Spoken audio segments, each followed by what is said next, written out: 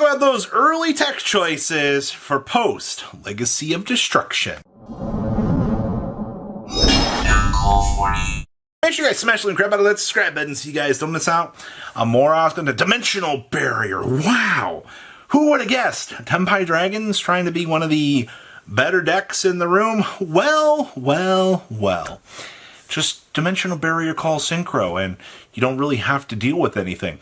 You know, all of these decks out here are like, oh my gosh, you know, we're going to lose to set rotation. This is going to be a big issue. And it's like, okay, yeah, set rotation is a little, or not set rotation, the heat wave. My bad.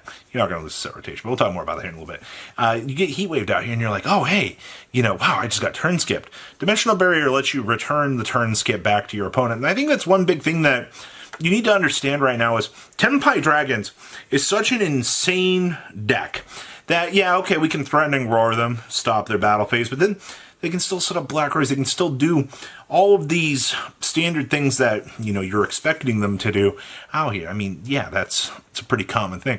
But at least with Dimensional Barrier, you have a chainable card that isn't named Threatening Roar that you'll be able to basically, you know, turn skip them right back. And that's another big thing to kind of think about here as well. When you're looking at this, Labyrinth can set D-Barrier from, you know, the deck.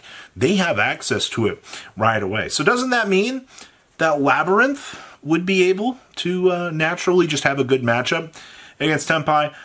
Well, you would think that, but unfortunately, it looks like the early builds are kind of trying out not the method of setting the D-Barrier from the deck. I would be main decking D-Barrier right now if I was in the shoes of Labyrinth players. You need to make sure that you do not lose to Tempai Dragons. Like, one turn will cost you the game. You need to be able to set up and push back, and if you do not, it is game over for you. Power Synstum. Now, you might not realize this, but this is actually, well, it did get reprinted. Power Synstum. Each time the effect monster, or the effect of an effect monster is activated, place a power or spellstone counter on this card, max 2. While there are 2 spell counters on this card, face-up effect monsters on the field cannot activate their effects, and their effects are negated. During the end phase, remove all spellstone counters from this card. The reason why I emphasize the cannot activate their effects is, well, this seals them. You can't even make an attempt to do this. So you're kind of starting to see Power Synstum show up and a side deck option out here for some of the men. And I was like, you know, it's actually kind of unique, actually, because the minute the second counter hits this thing, you know, you're locked. It just locks everything face up on the field. That's it. All right. I actually kind of like that.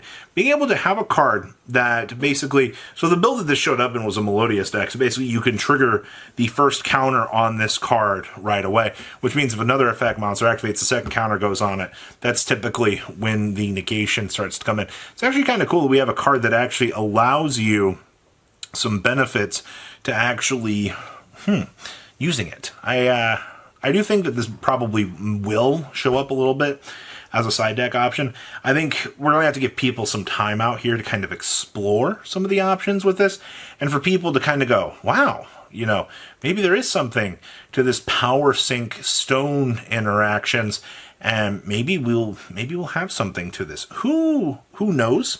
I do think, though, that this was a really, really cool little tech option out here for the tournament. Okay, so that's Power Synstum. Don't you love anti-meta cards that show up? Set rotation. This was huge out of this event, and I didn't actually realize how good set rotation actually was. The fact that you would be able to beam out, obviously, you know, deck thinning 2 cards, and being able to hand your opponent a field spell, you know, grab your mana or something along the way. I didn't think that this would be as crazy active or as much consideration as you might want, but Tempai Dragons also can make Ancient Fairy Dragon going first, which means they can rotate their mana into another field spell. So that means, so if we're playing more field spells, then that means naturally our deck can start to explore different options. But what in the world are, what are the other field spells that you want to explore out here? Well, first one that caught my attention was Necro Valley. Necro Valley is such an insane card. The fact in the mirror match, Necro Valley goes up. Those dragons in the graveyard. Oh, they're not coming back out here. Okay, well that's pretty good. What do you want me to tell you? Like, hey, you don't want those pesky little guys moving on back? Okay, sure. I did watch a lot of Tempai Dragon builds kind of handing their opponent the Necro Valley, being like, well, you can activate this and try to screw me over, or, they're forced to out it themselves. But being able to have another search for mana actually was kind of insane. I didn't actually realize. I should have known that Necro Valley was a card, but sometimes you forget that certain Yu-Gi-Oh cards out here actually have some of these interactions in the way that they do, and Necro Valley is literally a free stop to Tempai Dragons in the battle phase. And then we have Where There's a Will, There's a Way Out, or the convoluted TCG name, which basically gives you the option to excavate cards from the top of your deck equal to what your opponent actually has on their field. So if you got, 5-6 cards, you get to excavate 5-6. Oh, it's Pot of Prosperity at that point. You get to add one of those cards to your hand, and then you tuck the rest back onto the bottom, and then you put another card from your hand on the bottom of your deck. And it's got, if you excavated 9 or more cards, you basically, during the end phase, get to shuffle your opponent's graveyard and deck or field back into the deck. But that's never going to come up. It's just a free excavate, top check, try to find an option tree to be able to clean up the opponent's field, or, find nothing. But it's on a field spell, so we can start rotation it. All right? Yeah, I know, right? Another field spell that's like Pot of Prosperity for a filtering option for the deck, so you can be able to do your thing. Huh, okay. Sure, so those were the Tempai interactions, but I did see a Yubel deck out here playing Gates of the Dark World. Now, banish a fiend, discard a fiend, draw one.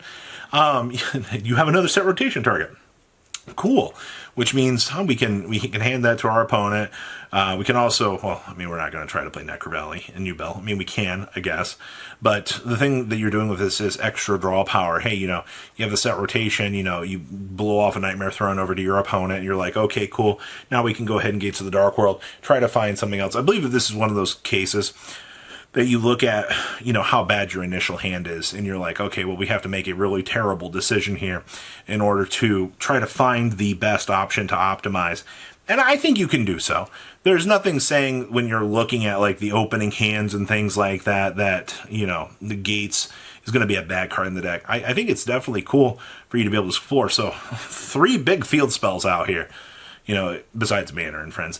And the last thing I want to talk about here is the Buster Blader Rocket Dragon Link little thing that's been popping around here. I know we're tossing this into the tech choices. This is actually kind of interesting to me because I didn't realize, I forgot yet again, they're called Tempai Dragons. You can Buster Lock them. All right? Being able to have the Buster Blader fusion on the field literally says they cannot. Now, in the game right now, we have so many going second cards. They can probably just droplet the thing and it falls apart. I understand that. But, if you're starting to locals grind out here and you're looking for some fun things, maybe on the regional circuit, and you're like, well, it really stings that we lost Rocket, can't make Borreload Savage anymore. So you just kind of start to put in the Buster Blader package, and you have this reverse synergy for the deck. It's definitely, I've seen the build show up a couple times. I definitely love the idea out here that you can still play Rocket Dragon Link in some sort of incarnation and still be able to try out the Buster Blade lock in the deck and achieve some of these results. So basically, as long as you don't get dropleted, this actually stands as a pretty decent tech choice for the meta. And if it does fail, well, shit. You tried. All right, that's what these tech choices about. They're early. All right, some of them might not follow through. Some of them might stick around. Who knows? Dimensional Barrier definitely feels like one of the best ones, but the Buster Blader stuff, I actually kind of like that. You gotta love a dragon deck doing well in the game. So please, leave a comment down below. Tell me what you guys think. I'll see your beautiful faces back here in a day, guys. Peace. Patrons, thank you.